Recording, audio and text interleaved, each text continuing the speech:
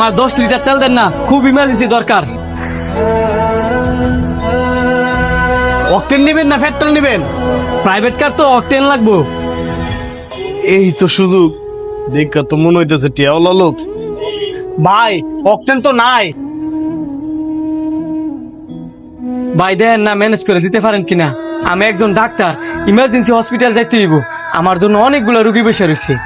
তেল তো নাই, তবে আরেক জায়গায় থেকে ব্যবস্থা করে দেওয়ান যাইব। 350 টাকা করে লিটার পড়বো, নিবেন?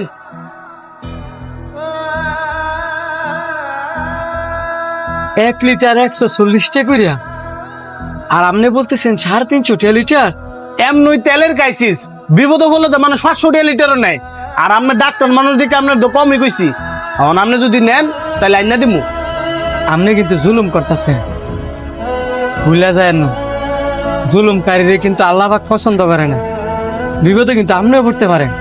এত কথা শুনতাম না, এটা আমার ব্যবসা। এখন তেল আপনি কি নিবেন?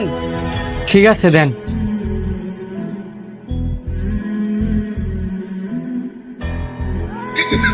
ভাই, ও ভাই গো, আমার বাচ্চা তো অ্যাক্সিডেন্ট করছে। আরে হাসপাতালে লেগেছে, তুমি তাড়াতাড়ি আয়। আমার মা অনেক। ডাক্তার সাহেব, ও ডাক্তার সাহেব, আমার মায়ের বাঁচান ডাক্তার সাহেব। ভিতরে আসেন। আপনার মায়ের সমস্যা কি বলেন? আপনার বইয়ের না ডাক্তার সাহেব, আমার মায়ের গাড়ি অ্যাক্সিডেন্ট করছে, একটু তাড়াতাড়ি আয়েন ডাক্তার সাহেব। রোগী আমি দেখছি, অপারেশন করাইতে হইব। আগে বিল পরিশোধ করেন, তারপর অপারেশন। স্যার কত টাকা দেওয়ান লাগবো? এই ধরেন 1-1.5 লাখ। আর এটা যেহেতু আমার ব্যবসা, আপনি 3 লাখ দিতে হইব। ব্যবসা মানে? স্যার ডাক্তারের ধর্ম তো রুগীর সেবা করা। ও, ডাক্তারের ধর্ম সেবা করা, আর আপনাদের ধর্ম কি জুলুম করা?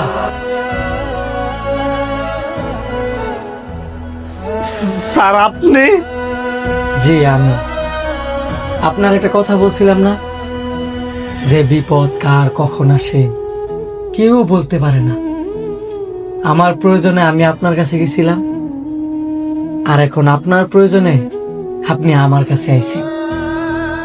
একটা মানুষ বিপদে পড়লেই তার কাছ থেকে জুলুম করে ব্যবসা করতে হইব, এটা কোন ধর্মের মধ্যে আছে? এখন আপনি বলেন, আপনার জন্য কি করতে পারি? স্যার আমি আমার ভুলটা বুঝতে পারছি স্যার। প্রয়োজন হলে আপনার জুতাতে আমার দুটা মারে দেন স্যার, তারপর আমার ভাইয়ের চিকিৎসাটা করুন স্যার। আমার একটা মাত্র ভাইয়া স্যার, আমার ভাইয়ের চিকিৎসাটা শুরু করুন স্যার। দেখেন, আমরা সবাই ভুল করি, আবার ভুলটা বুঝতেও পারি, কিন্তু আমরা এমন কিছু কিছু ভুল করি যে ভুলের মাসুল অনেক কঠিন ভাবে দেওয়া লাগে। আমরা কেনই বা ইচ্ছা করে এমন ভুল করব, আর ভুলের মাসুল এমন কঠিন ভাবে দিব?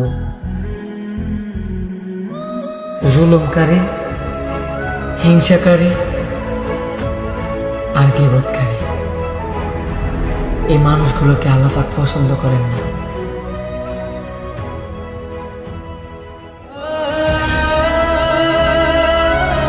আপনার মায়ের অপারেশন অলরেডি চলতেছে, টেনশন মুক্ত থাকেন।